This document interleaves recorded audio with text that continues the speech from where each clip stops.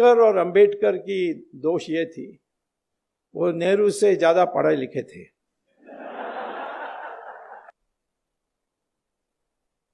अब जवाहरलाल नेहरू का प्रॉब्लम क्या था, वो गए थे लंदन, फिर वहां से कैम्ब्रिज में जाकर दाखिल की, एडमिशन ली और फिर फेल हो गए। नेहरू परिवार में किसी ने भी आज तक कॉलेज की डिग्री प्राप्त नहीं की, सब फेल हुए हैं। एक बार सोनिया ने लिख दी अपने इलेक्शन एफिडेविट में कि studied in the university of Cambridge and got a degree in English. मैंने फिर जब वहाँ गया था लेक्चर देने के लिए कैम्ब्रिज यूनिवर्सिटी में, मैंने पूछा कि कैसे स्टूडेंट थी, उन्होंने कहा यहाँ स्टूडेंट कभी नहीं थी। मैंने कहा लिख कर दोगे, लिख कर दिया। उस समय मनोहर जोशी स्पीकर थे, तो मैंने उनको दिया कि देखिए इन्होंने ऐसा किया, तुम्हारे लोकसभा हुज हू में भी यही बात लिखी है, तो उनको पूछो। तो मेरी चिट्ठी जो मैं लेकर आया उसको भेजा और सोनिया का जवाब आया कि खेद है, ये प्रिंटिंग मिस्टेक है, टाइपिंग मिस्टेक के कारण प्रिंटिंग मिस्टेक हो गया है। तो साहब मनोज जोशी ने पूछा अब क्या करें, मैंने कहा इसको Guinness book of world record को भेज दो, longest typing mistake in history. कभी टाइपिंग मिस्टेक हो सकती है, studied in the university of Cambridge and got a degree in English, ये टाइपिंग मिस्टेक हो सकता है। राहुल गांधी का भी ऐसे ही है, फेल फेल फेल। प्रियंका भी जीसस मैरी कॉलेज में फेल, इंदिरा गांधी भी फेल, जवाहरलाल नेहरू भी फेल। उसके आगे मैं पहले नहीं जानता हूं क्या थे। तो इसीलिए मैं कहता हूं कि जब वो सावरकर या अम्बेडकर इनके बारे में सोचते थे, इनको ईर्ष्या आती थी और किसी तरीके से उनका बदनाम करने के लिए लगे हुए थे। जैसे अंग्रेज भी सोचते थे ये विचारक है, दिमाग फिरा देगा। जो मकौले ने देश में, हमारे देश में हीन भावना पैदा की, वो हीन भावना को ये हटा देंगे और फिर लोग खड़े हो जाएंगे। सुभाष चंद्र बोस के डर में अंग्रेज छोड़कर गए। ये किसने कहा? जिस प्राइम मिनिस्टर ने इंडियन इंडिपेंडेंस एक्ट पेश की थी पार्लियामेंट में, क्लेमेंट एटली, उन्होंने खुलेआम कहा था, क्योंकि अंग्रेजों का पहले से तय था, 200 साल से कई बार लिख चुके थे कि जिस दिन ये देश के, हिंदुस्तान के लोग खड़े हो जाएंगे लड़ने के लिए, उस दिन हमें छोड़कर जाना पड़ेगा। और खास तौर पर जब मिलिट्री विद्रोह करेगी तो हम एक दिन भी नहीं रहना चाहिए।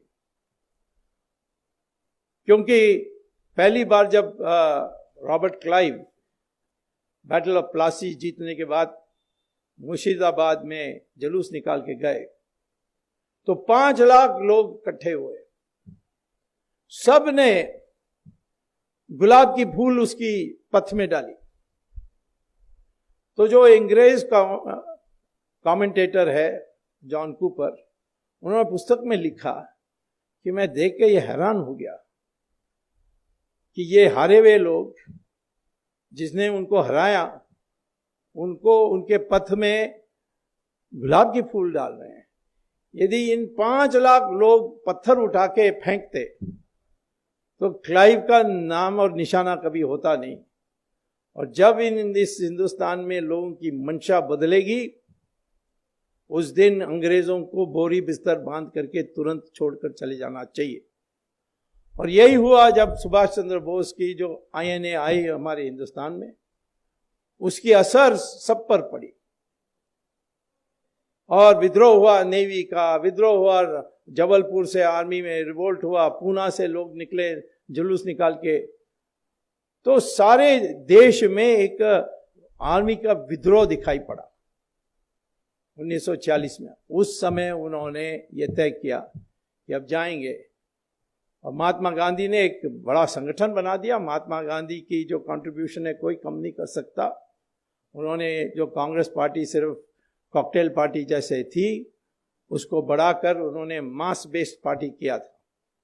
कुछ भी सिद्धांत हो, कितने भी गलत हो, परंतु उन्होंने एक मास बेस्ड ऑर्गेनाइजेशन तैयार किया और अंग्रेजों को विश्वास था कि ये हमारी पीछा ना करेंगे और इसीलिए पावर इनको देकर चले जाएं।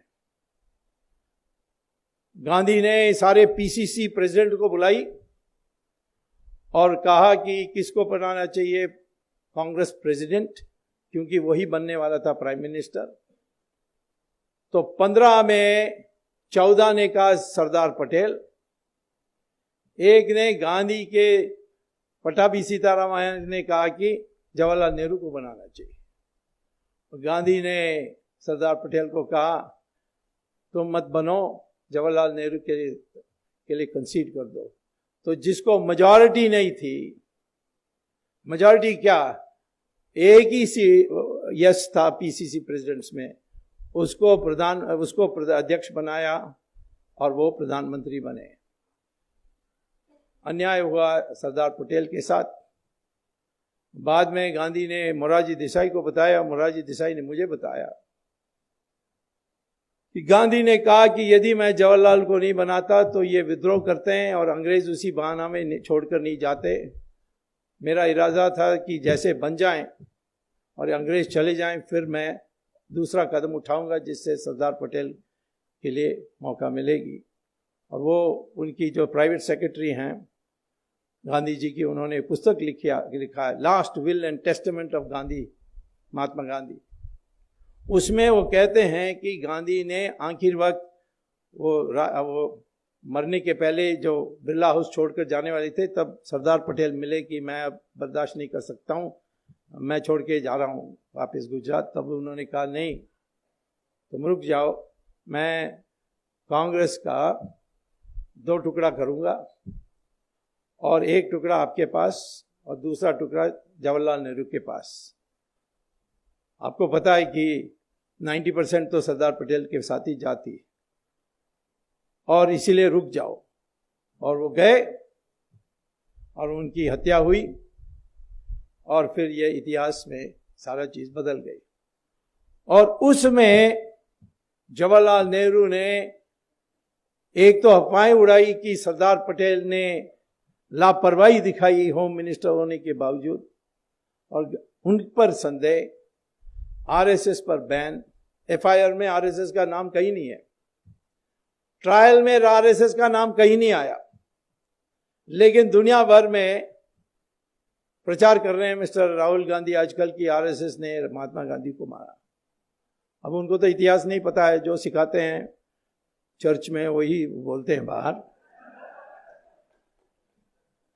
लेकिन सावरकर को कॉन्स्पिरेसी का हिस्सा बनाया, बाद में छूट गए, नो एविडेंस, लेकिन वो धब्बा लगा के रखे। और धीरे धीरे अब सावरकर की रिकग्निशन आ रही है। सावरकर की Indian independence, first war of Indian independence 1857, और बाद में उन्होंने हिंदुत्व पर जो पुस्तक लिखी, उससे हमारी लोगों की मंशा बदलने लगी। लेकिन क्योंकि कांग्रेस की राज थी, उन्होंने ये सारे आने नहीं दिया था। उन्होंने सोचा कि यदि हिंदू इकट्ठा हो जाएंगे तो फिर हम कभी चुनाव नहीं जीत सकते, क्योंकि हिंदू को विभाजित करो जात पर, प्रांत पर, भाषा पर, और अल्पमत को